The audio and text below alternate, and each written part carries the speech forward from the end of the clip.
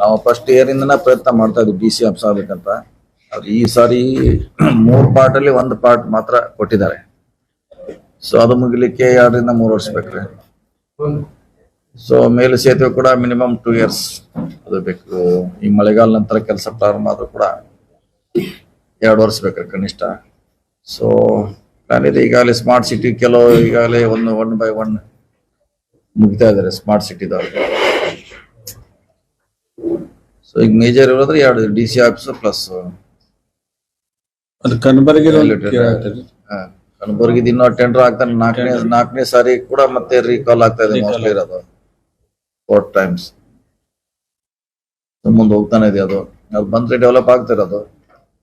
ಜಿಲ್ಲಾಧಿಕಾರಿ ಕಚೇರಿಯನ್ನು ಅದೇ ಏನು ಮೊದಲಿಗೆ ಇದು ಮಾಡಿದ್ರೆ ಮಾರ್ಕ್ ಮಾಡಿದ್ರೆ ಅದೇ ಸ್ಥಳದಲ್ಲಿ ಆಗ್ತಾ ಇದೆ ಅಥವಾ ಬೇರೆ ಕಡೆ ಏನಾದರೂ ಚೇಂಜ್ ಆಗಿದೆ?